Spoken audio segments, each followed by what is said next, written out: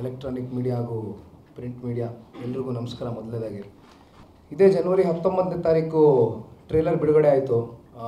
ಮೊದಲನೇದಾಗಿ ತಮ್ಮ ಮಾಧ್ಯಮದ ಮುಖಾಂತರ ಎಲ್ಲ ಕರ್ನಾಟಕದ ಜನತೆಗೂ ಹಾಗೂ ಕನ್ನಡ ಚಿತ್ರರಂಗದ ಅಭಿಮಾನಿಗಳಿಗೆ ಧನ್ಯವಾದಗಳನ್ನ ಹೇಳಲಿಕ್ಕೆ ಇಷ್ಟಪಡ್ತೀನಿ ಈ ಸಂದರ್ಭದಲ್ಲಿ. ಯಾಕೆಂದರೆ ಟೀಸರ್ ಬಂದಿದ್ದ ದಿನದಿಂದನೂ ಇವತ್ತು ಟ್ರೇಲರ್ವರೆಗೂ ತಮ್ಮ ಒಂದು ಸಪೋರ್ಟು ತುಂಬ ಒಂದು ದೊಡ್ಡ ಮಟ್ಟದ ಸಪೋರ್ಟ್ ಏನು ಸಿಕ್ಕಿದೆ. ಒಂದು ಯೂಟ್ಯೂಬ್ ವ್ಯೂಸ್ ನೋಡಿದಾಗ ತುಂಬ ಖುಷಿಯಾಗುತ್ತೆ. ಸೊ ಹಾಗಾಗಿ ನನ್ನ ಚಿತ್ರ ಒಂದೇ ಅಲ್ಲ, ಪ್ರತಿಯೊಂದು ಕನ್ನಡ ಚಿತ್ರರಂಗವನ್ನು ಇವತ್ತು ಕನ್ನಡ ಚಿತ್ರರಂಗದಲ್ಲಿ ಬರುವಂಥ ಪ್ರತಿಯೊಂದು ಚಿತ್ರನೂ ನಾವೆಲ್ಲರೂ ಸಪೋರ್ಟ್ ಮಾಡಬೇಕು ಅಂತ ಕೇಳ್ಕೊಳ್ಳಿಕ್ಕೆ ಇಷ್ಟಪಡ್ತೀನಿ ಮಾಧ್ಯಮದ ಮುಖಾಂತರ. ಇವತ್ತು ನನ್ನ ಹಾಗೂ ಹರ್ಷ ಸರ ಒಂದು ರಿಲೇಷನ್ಶಿಪ್ ಇವತ್ತಿಂದ ಅಲ್ಲ, ತುಂಬ ಕ್ಲೋಸ್ ಆಗಿ ನನಗೆ ಪರಿಚಯ ಆಗಿದ್ದು ಹರ್ಷ ಸರು ಜಾಗ್ವಾರಲ್ಲಿ ನಮ್ಮ ಮೈಸೂರು ಇನ್ಫೋಸಿಸಲ್ಲಿ ಸೆಟ್ ಹಾಕಿದ್ರು, ಮನೆ ಸೆಟ್ ಶೂಟಿಂಗ್ ನಡೀತಾ ಇತ್ತು. ಸೊ ಅವತ್ತು ಬಂದಿದ್ರು ಹರ್ಷ ಸರ್ ನನ್ನ ಹತ್ರ. ಅವತ್ತೊಂದು ಮಾತು ಹೇಳಿದೆ, ಹರ್ಷ ಸರ್ ತಮ್ಮ ಜೊತೆ ಒಂದು ಮೂವಿ ಮಾಡಬೇಕು ಅಂತ.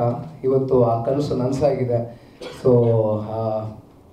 3-4 ತಿಂಗಳ ಕಾಲ ನಾವು ವರ್ಕ್ ಮಾಡಿದ್ವು ಕತೆ ಮೇಲೆ. So cinema making it self is A very beautiful thing. So ಹಾಗಾಗಿ ಇವತ್ತು 25ನೇ ತಾರೀಕು ಅಂದರೆ ಇದೇ ಶುಕ್ರವಾರ, ಇದೇ ವಾರ ರಿಲೀಸ್ ಆಗ್ತಾ ಇದೆ, ಬಿಡುಗಡೆ ಆಗ್ತಾ ಇದೆ ಸೀತಾರಾಮ ಕಲ್ಯಾಣ ಚಿತ್ರ.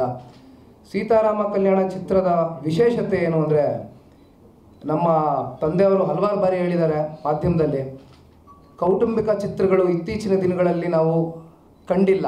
ಎಲ್ಲೋ ಒಂದು ಕಡೆ ಆ ಸೂರ್ಯವಂಶ, ಚಂದ್ರಚಕೋರಿ, ಗಲಾಟೆ ಅಳಿಯಂದ್ರು ಅನ್ನೋ ಒಂದು ಸಿನಿಮಾಗಳೇನು ಕೊಟ್ಟಿದ್ರು ನಮ್ಮ ಕನ್ನಡ ಚಿತ್ರರಂಗಕ್ಕೆ ನಮ್ಮ ತಂದೆಯವರು.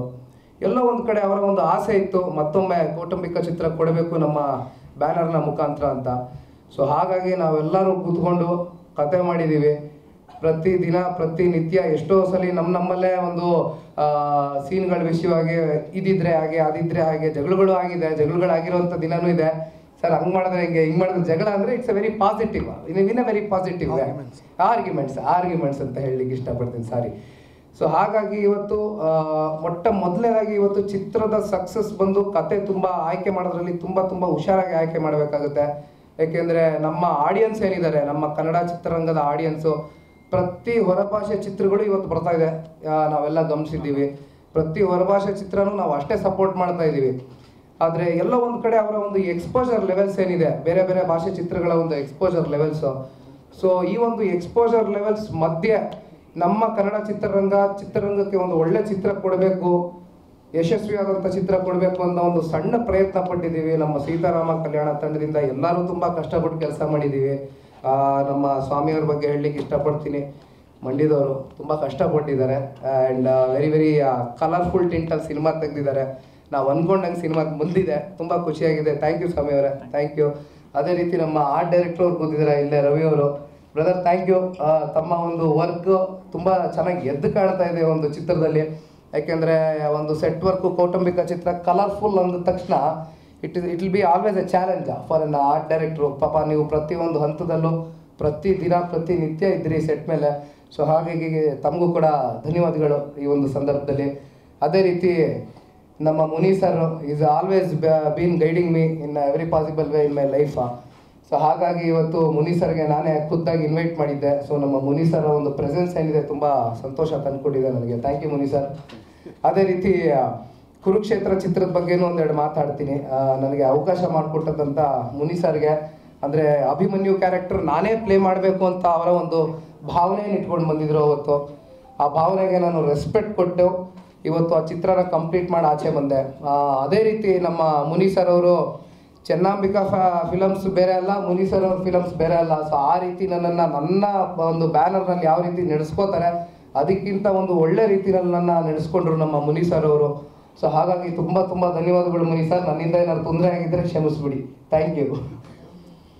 ಎಸ್, ಸೊ ಈಗಲೇ ಹೇಳ್ದಂಗೆ ಕೌಟುಂಬಿಕ ಚಿತ್ರ. ಇದರಲ್ಲಿ ಇನ್ನೊಂದು ವಿಶೇಷತೆ ಏನು ಅಂದರೆ, ಇವತ್ತು ರಚಿತಾ ಅವರ ನನ್ನ ಒಂದು ಕ್ಯಾರೆಕ್ಟರ್ ಬಗ್ಗೆ ಮಾತಾಡೋದಾದರೆ, ಎಲ್ಲೋ ಒಂದು ಕಡೆ ಈ ಒಂದು ಚಿತ್ರದಲ್ಲಿ ಒಂದು ಪ್ಯೂರಿಟಿ ತೋರಿಸಿದ್ದೀವಿ. ಆ ಲವ್ ಅನ್ನೋದು ಒಂದು ಪ್ಯೂರಿಟಿ ತೋರಿಸಿದ್ದೀವಿ. ಇತ್ತೀಚಿನ ದಿನಗಳಲ್ಲಿ ಫಾರ್ ಎಕ್ಸಾಂಪಲ್ ಕೊಡಬೇಕು ಅಂದರೆ, ಮೊನ್ನೆ ಹಿಟ್ಟಾದಂಥ ಒಂದು ತೆಲುಗು ಸಿನಿಮಾ ಅರ್ಜುನ್ ರೆಡ್ಡಿ ಇರ್ಬೋದು. ಸೊ ಎಲ್ಲ ಒಂದು ಕಡೆ ತುಂಬ ಒಂದು ಫಾಸ್ಟ್ ಇದರಲ್ಲಿದ್ದೀವಿ ಇವತ್ತು ನಾವು ಲೈಫಲ್ಲಿ. ಜನರೇಷನ್ಸ್, ಎಸ್ ಡೆಫಿನೆಟ್ಲಿ ಮತ್ತೊಮ್ಮೆ ವಿ ಆರ್ ಗೋಯಿಂಗ್ ಬ್ಯಾಕ್. ಅಂದರೆ ಇವತ್ತು ಈ ಒಂದು ಸಂದರ್ಭದಲ್ಲಿ ಅಣ್ಣವ್ರನ್ನ ನಾನು ನೆನೆಸ್ಕೊಳ್ಲಿಕ್ಕೆ ಇಷ್ಟಪಡ್ತೀನಿ. ತುಂಬ ನೆನೀತೀನಿ ಅಣ್ಣವ್ರನ್ನ. ಯಾಕೆಂದರೆ ನಾವು ಚಿಕ್ಕ ವಯಸ್ಸಲ್ಲಿ ನಮ್ಮ ತಂದೆಯವ್ರಿಗಾಗಲಿ ಅಥವಾ ನನಗಾಗಲಿ ನಿಜವಾಗ್ಲೂ ಇವತ್ತು ಒಂದು ದೊಡ್ಡ ಇನ್ಸ್ಪಿರೇಷನ್ನು ಡಾಕ್ಟರ್ ರಾಜ್ಕುಮಾರ್ ಅಣ್ಣ ಅವರು ನಮಗೆಲ್ಲರಿಗೂ. ಯಾಕೆಂದರೆ ಅವರ ಒಂದು ಕಥೆಯ ಆಯ್ಕೆ ಇತ್ತಲ್ಲ, ನಿಜವಾಗ್ಲೂ ಅವತ್ತು ಅವ್ರು ಕೊಡ್ತಾ ಇದ್ದಂಥ ಒಂದು ಮೆಸೇಜು, ಒಂದು ಸೋಷಿಯಲ್ ಎಲಿಮೆಂಟ್ಸ್ ಇಟ್ಕೊಂಡು ಏನೊಂದು ಕತೆ ಆಯ್ಕೆ ಮಾಡ್ತಾಯಿದ್ರು. ನಿಜವಾಗ್ಲೂ ಎಲ್ಲೋ ಒಂದು ಕಡೆ ನನ್ನ ಮನಸ್ಸಲ್ಲೂ ಅದೇ ರೀತಿ ಮುಂದಿನ ದಿನಗಳಲ್ಲಿ ನನಗೊಂದು ಜವಾಬ್ದಾರಿ ಇದೆ. ಅದರಲ್ಲೂ ಮುಖ್ಯವಾಗಿ ಇವತ್ತು ಒಂದು ರಾಜ್ಯದ ಮುಖ್ಯಮಂತ್ರಿಯ ಮಗ ನಾನು. ಸೊ ಹಾಗಾಗಿ ನಾನು ಮಾಡುವಂಥ ಕತೆಗಳಲ್ಲಿ ಪ್ರತಿಯೊಂದು ಕತೆನಲ್ಲೂ ಒಂದು ಸೋಷಿಯಲ್ ಎಲಿಮೆಂಟ್ ಇಟ್ಕೊಂಡು ಹೋಗಬೇಕು ಅಂತ ನಾನು ತೀರ್ಮಾನ ಮಾಡಿದ್ದೀನಿ. ಸೊ ಈ ಒಂದು ಚಿತ್ರದಲ್ಲಿ it is a commercial cinema definitely, but ಆದರೆ ಎಲ್ಲೂ ಕೂಡ ಆ ಸೋಷಿಯಲ್ ಎಲಿಮೆಂಟ್ಸ್ನ ಬಿಟ್ಕೊಟ್ಟಿಲ್ಲ. ಸೊ ಹಾಗಾಗಿ ನಮ್ಮ ಡೈರೆಕ್ಟರ್ಗೆ ಥ್ಯಾಂಕ್ಸ್ ಹೇಳಲಿಕ್ಕೆ ಇಷ್ಟಪಡ್ತೀನಿ ಈ ಸಂದರ್ಭದಲ್ಲಿ ಮತ್ತೊಮ್ಮೆ.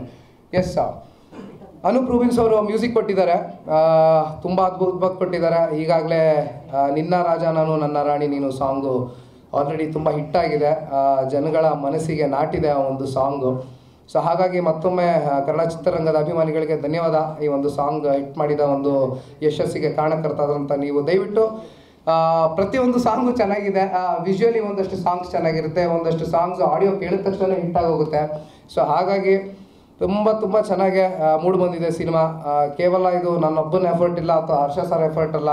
ಇವತ್ತು ಪ್ರತಿಯೊಬ್ಬ ಯೂನಿಟ್ ಬಾಯ್ ಇರ್ಬೋದು, ಲೈಟ್ ಮ್ಯಾನ್ಸ್ಗಳಿರ್ಬೋದು, ಪ್ರತಿಯೊಬ್ಬರ ಎಫರ್ಟು ಇದೆ ಈ ಒಂದು ಸಿನಿಮಾದಲ್ಲಿ. ಸೊ ಹಾಗಾಗಿ ದಯವಿಟ್ಟು ಎಲ್ಲರೂ ಬಂದು ನೋಡಬೇಕು. ಇದೇ 25ನೇ ತಾರೀಕು ರಿಲೀಸ್ ಇದೆ, ಶುಕ್ರವಾರ ಅಂತ ಮನವಿ ಮಾಡ್ತಾ ಇದ್ದೀನಿ ಕೈ ಜೋಡಿಸಿ. ಥ್ಯಾಂಕ್ ಯು, ಧನ್ಯವಾದ.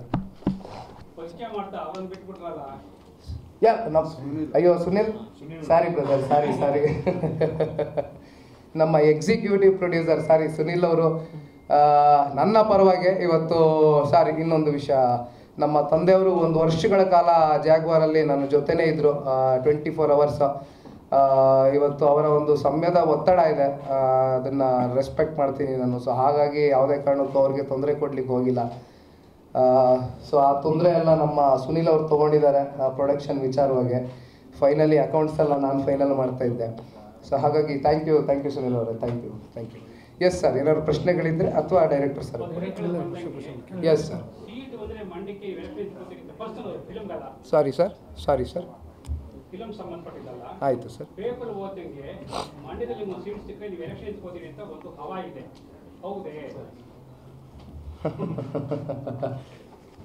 ಇಲ್ಲೂ ರಾಜಕೀಯ ಬಂದುಬಿಡುತ್ತೆ. ನೀವು ಒಳ್ಳೆಯದಾಯ್ತು ಈ ವಿಷಯ ಪ್ರಸ್ತಾಪ ಮಾಡಿದ್ದು. ಯಾಕೆಂದರೆ ನನ್ನ ತಲೆನಲ್ಲಿದ್ದಂಥ ಒಂದು ಮುಖ್ಯವಾದಂಥ ವಿಷಯ ಬಿಟ್ಟಿದ್ದೆ ನಾನು.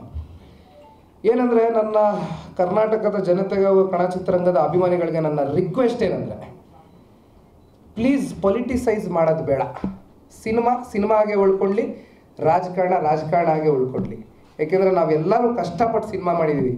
ಇರ್ಬೋದು ಇವತ್ತು ನಾನು ರಾಜ್ಯದ ಮುಖ್ಯಮಂತ್ರಿ ಮಗ ಆಗಿರ್ಬೋದು, ಹಾಗಂದು ಮಾತ್ರಕ್ಕೆ ನಾನು ಇವತ್ತು ಚೆನ್ನಾಗಿ ಮಾಡಿದ್ರೇ ತಾವುಗಳು ನನ್ನನ್ನು ಸ್ವೀಕಾರ ಮಾಡಲಿಕ್ಕೆ ಸಾಧ್ಯ. ಅದನ್ನು ನಾನು ಒಪ್ಕೋತೀನಿ ಖಂಡಿತವಾಗ್ಲೂ. ಸಿನಿಮಾ ಚೆನ್ನಾಗಿ ಬಂದಿದೆ, ನಮ್ಮೆಲ್ರಿಗೂ ನಂಬಿಕೆ ಇದೆ, ವಿಶ್ವಾಸ ಇದೆ. ದಯವಿಟ್ಟು ಪೊಲಿಟಿಸೈಸ್ ಮಾಡೋದು ಬೇಡ. ಇದು ಯಾವುದೋ ಒಂದು ಪಕ್ಷಕ್ಕೋ ಅಥವಾ ಯಾವುದೋ ಒಂದು ವರ್ಗದ ಜನತೆಗೆ ನಾವು ಮಾಡಿಲ್ಲ ಸಿನಿಮಾ. ಜನರಲೈಸ್ಡಾಗಿ ಸಿನಿಮಾ ಮಾಡಿದ್ದೀವಿ, ಯೂನಿವರ್ಸಲ್ ಆಗಿ ಮಾಡಿದ್ದೀವಿ ಸಿನಿಮಾನ. ಸೊ ಹಾಗಾಗಿ ದಯವಿಟ್ಟು ಬನ್ನಿ, ಸಿನಿಮಾ ನೋಡಿ. ನಿಮಗೆ ಇಷ್ಟ ಆಗಿಲ್ಲ ಅಂತ ಹೇಳಿದ್ರು, ನೀವು ಏನು ಹೇಳಿದ್ರು ನಾನು ತೊಗೋತೀನಿ, ತಿಳ್ಕೊತೀನಿ.